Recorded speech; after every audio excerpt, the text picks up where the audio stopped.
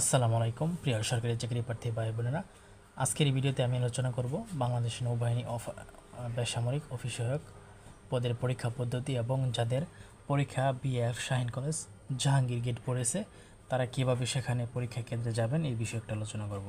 তাই অবশ্যই ভিডিওটি শেষ পর্যন্ত দেখবেন। ভিডিওটি খুবই গুরুত্বপূর্ণ আপনাদের জন্য। আমি জানি আমাকে অনেকে কমেন্টে বলেছেন যে ভাই BF Shaheen college Jahangir gate কীভাবে যাব। তাই আমি সম্পূর্ণ প্রসেস বলবো এবং পরীক্ষা পদ্ধতি বলবো, তাই অবশ্যই ভিডিওটি শেষ পর্যন্ত দেখবেন। আর আপনি যদি আমার চ্যানেল নতুন হয়ে থাকেন তাহলে অবশ্যই চ্যানেলটা সাবস্ক্রাইব করবেন, কারণ এই ধরনের নতুন নতুন সরকারি চাকরি সার্কুলার আপডেট আমি বিগত সালের প্রশ্ন সম্বন্ধে সাজেশন দিয়ে থাকি। তাই অবশ্যই চ্যানেলটা সাবস্ক্রাইব করে সঙ্গে থাকবেন, ঠিক আছে।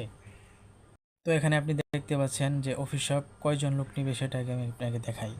অফিসক গ্রেড 2 25 জন নেবে, ঠিক আছে। 25 জন নেবে এবং প্রচুর আবেদন জমা পড়েছে। আর এটার পরীক্ষা পদ্ধতি হবে 3টি ধাপে পরীক্ষা হবে। প্রথমে হবে পরীক্ষা, প্রথমে প্রিলিমিনারি হবে, এমসিকিউ হবে, পরে হবে ভাইভা পরীক্ষা, পরে হবে লিখিত পরীক্ষা, পরে হবে ভাইভা পরীক্ষা। এই 3 ধাপে কিন্তু পরীক্ষা সম্পন্ন হবে, ঠিক আছে। তাই আপনাদের কোনো সন্দেহের কোনোই নাই যে 3টা ধাপেই কিন্তু পরীক্ষা হবে। হ্যাঁ, ঠিক আছে, পরীক্ষা হবে। আর বিগত সালের প্রশ্নগুলো কিন্তু আমার চ্যানেলে আছে, আপনি অবশ্যই দেখুন। আপনার বৃত্তি মজবুত করুন, আপনার বৃত্তি তাহলে মজবুত হবে, ঠিক আছে। আর এখন বলবো আপনি কিভাবে যাবেন, এই বিএফ শাহীন কলেজ জাহাঙ্গীর কিভাবে যাবেন। আপনি যেখান থেকে যান না কেন ঢাকায়, আপনি মহাখালীর বাসে উঠবেন, ঠিক আছে।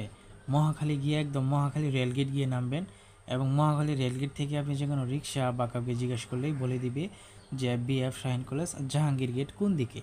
এটা আপনি কাউকে জিজ্ঞেস করলে বলে দিবে, অথবা রিক্সা দিয়েও যেতে পারবেন। তবে রিক্সা দিয়ে গেলে হয়তো আপনার কাছ থেকে বেশি টাকা নিবে, কারণ আপনি নতুন চিনেন না, তো এটাকে রিক্সাওয়ালা বুঝে যেতে পারে। তো তার জন্য আপনি একটা কি বলবো, অন্যকে কাউকে জিজ্ঞেস করে কিন্তু আপনি নিশ্চিত হতে পারেন, ঠিক আছে। তো এভাবে কিন্তু আপনি যাবেন।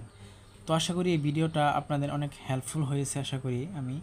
তো হেল্পফুল হলে অবশ্যই চ্যানেলটা সাবস্ক্রাইব করবেন, ভিডিওতে লাইক দিবেন। আর কোনো কিছু জানা থাকলে আমাকে কমেন্টে অবশ্যই জানাবেন, ঠিক আছে। তো ধন্যবাদ সকলকে।